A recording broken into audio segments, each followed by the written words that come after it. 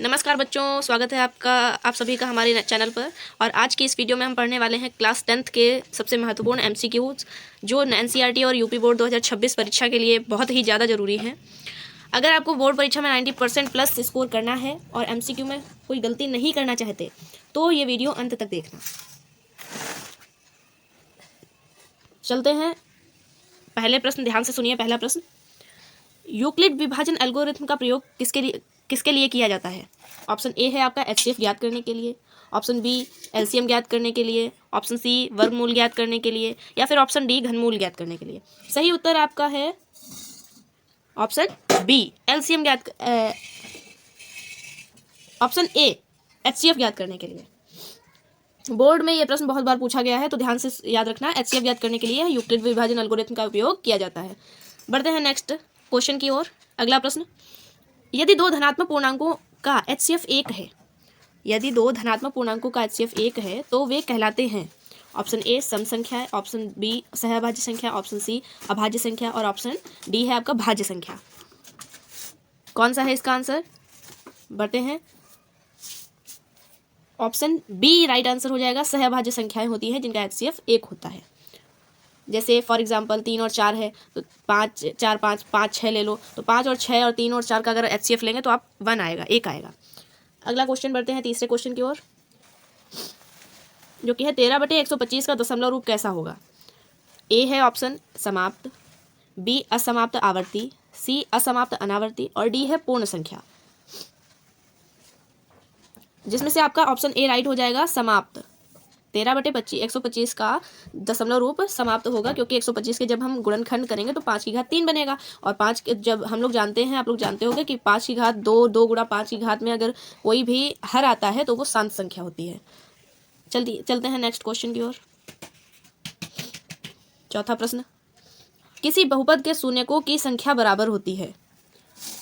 Option A चर की संख्या, ऑप्शन बी घातांक की संख्या, ऑप्शन सी बहुपद की कोटि और ऑप्शन डी है गुणांकों की संख्या।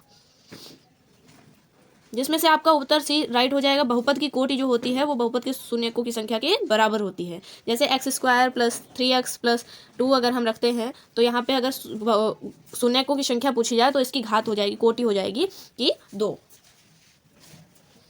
नेक्स्ट क्वेश्चन, यदि बहुपद के शून्यक अल्फा और बीटा है तो अल्फा प्लस बीटा बराबर क्या होता है? ये क्वेश्चन फेवरेट है बोर्ड, यूपी बोर्ड का, आपको जरूर पूछा जाता है ये, और इस बार भी आने के चांसेस फुल है। ऑप्शन ए है आपका -b/a, ऑप्शन बी है b/a, ऑप्शन सी है c/a एंड ऑप्शन डी है -c/a।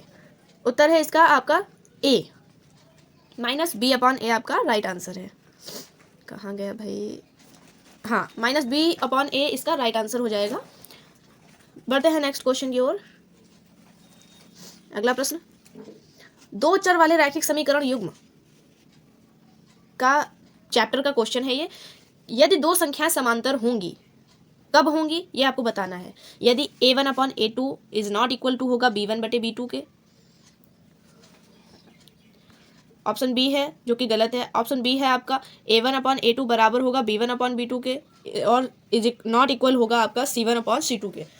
यही आंसर आपका राइट हो जाएगा। Option B a1/a2 is equal to b1/b2 is not equal to c1/c2। दो रेखाएं जब समांतर होंगी तो आपका ये कंडीशन बननी चाहिए, सेटिस्फाई करनी चाहिए, c1/c2। चलते हैं अगले द्विघात समीकरण चैप्टर का ये क्वेश्चन है कि द्विघात समीकरण के मूलों की प्रकृति निर्भर करती है। द्विघात समीकरण के मूलों की प्रकृति किस पर निर्भर करती है? ऑप्शन ए पर, ऑप्शन बी पर, ऑप्शन सी विवर्तक डी पर, या ऑप्शन डी है सी पर। जैसे आपका कोई भी द्विघात समीकरण है वो इस रूप का होता है ax² + bx + c = 0। तो आपका किस पे निर्भर करेगी? तो ऑप्शन आपका हो जाएगा इसमें सी राइट हो जाएगा। विवर्तक डी पर आपका जो होता है द्विघात समीकरण वो डी पर आपका फॉलो करेगा। जैसे डी बराबर होता है b² - 4ac। तो आपका ये सेटिस्फाई करानी चाहिए। यदि विवर्तक डी क्या होता है? b² - 4ac तो हो बराबर 0 है तो मूल कैसे होंगे? वास्तविक और असमान होंगे, काल्पनिक होंगे, या वास्तविक और समान। जैसे b² - 4ac जब 0 होता है तो आपकी कंडीशन मूल जो होते हैं वो कैसे होते हैं? वास्तविक और समान होते हैं। तो यही आपका सी ऑप्शन राइट हो जाएगा, वास्तविक और समान होते हैं। b² - 4ac is less than 0 तो वास्तविक और असमान होगा, काल्पनिक होंगे। Sorry, b² - 4ac is not equal to 0 तो मूल आपके काल्पनिक होंगे। b² -4ac is greater than 0, तो वास्तविक और असमान होंगे मूल। और इससे जरूर क्वेश्चन पूछा जाना है, इसका जरूर आएगा, तो इसको ध्यान से आप लोग सुनिएगा, इंपॉर्टेंट है ये 2026 के लिए।